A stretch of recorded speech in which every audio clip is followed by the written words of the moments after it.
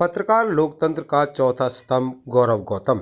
पत्रकारों के दिवाली मिलन समारोह को संबोधित करते हुए गौरव गौतम ने कहा कि लोकतंत्र का चौथा स्तंभ प्रेस है, जो कि आज़ादी से पूर्व से ही लेखनी के दम पर इतिहास रचने का कार्य करती आ रही है।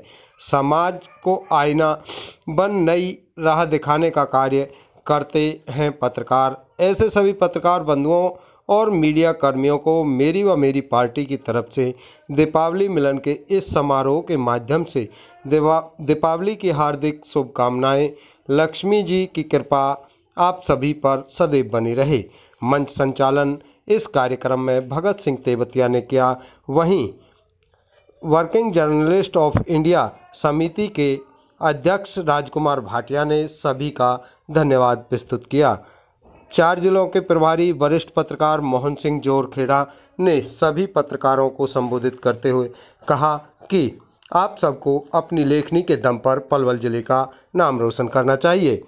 मुख्य अतिथि राहुल अंबावता पुत्र श्री प्रेम सिंह अंबावता ने पत्रकारों को संबोधित करते हुए दीपावली मिलन की हार्दिक शुभकामनाएं दी और कहा कि आपको अपनी लेखनी के दम पर पलवल जिले में अपना व पलवल जिले का नाम भारतवर्ष में रोशन करना चाहिए।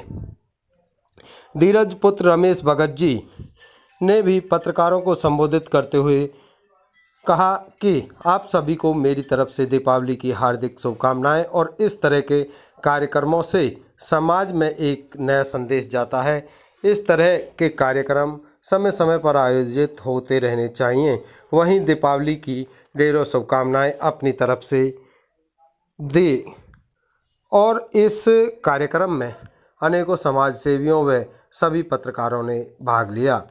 आपको बता दें कि यह कार्यक्रम पलवल के जवाहर कैंप की पब्लिक लाइब्रेरी में आयोजित किया गया था। इस कार्यक्रम के आयोजक वर्किंग जर्नलिस्ट ऑफ इंडिया ने इस कार्यक्रम को आयोजित किया और दीपावली मिलन के इस कार्यक्रम में लगभग कई समाज सेवियों व राजनीतिक दलों के राजनेताओं ने भाग लिया।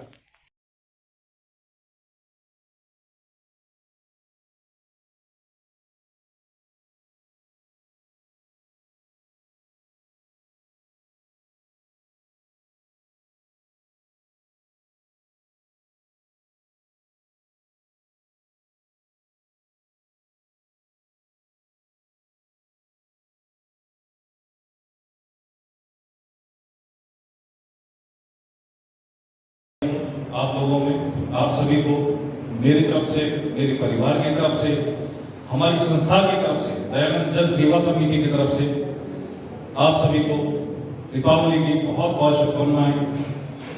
आप दिन दुगनी रात चौगुनी उन्नति करें।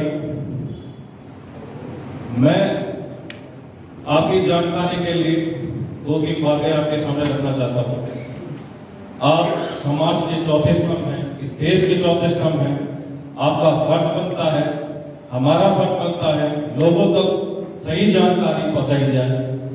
जो जानकारी, जो न्यूज आप अपने अखबारों में, न्यूज चैनल के थ्रू आप देते हैं, लोग भगवान मानते हुए आपको आंख बंद करके आपकी बातों पर विश्वास करते हैं, उसको पढ़ते हैं, उस पर चर्चा करते हैं, उस पर विचार करते हैं।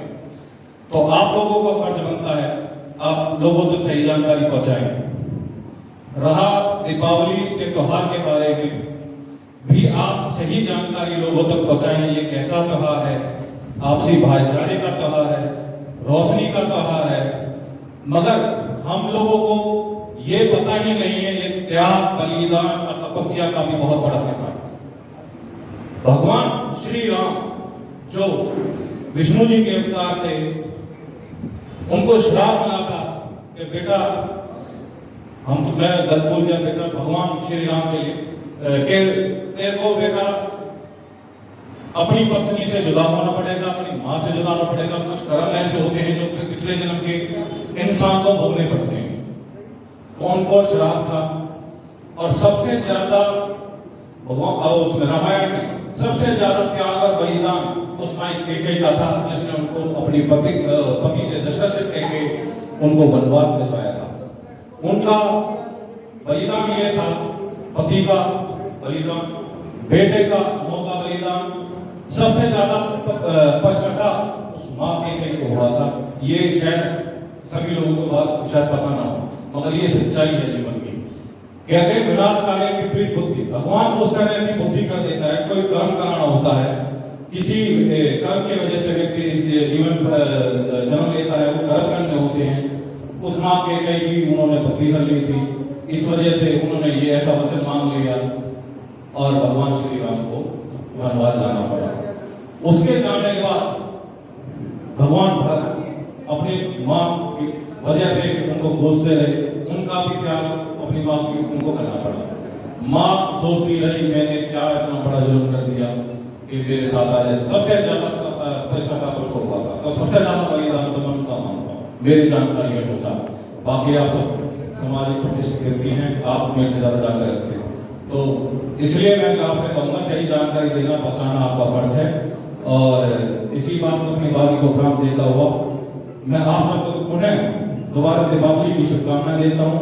चाइनीज पटाखे पे बैन है, चाइनीज पटाखे ना लगाएं, चाइनीज लड़ी ना लगाएं, कोशिश हो सके तो मिट्टी के लिए जलाएं।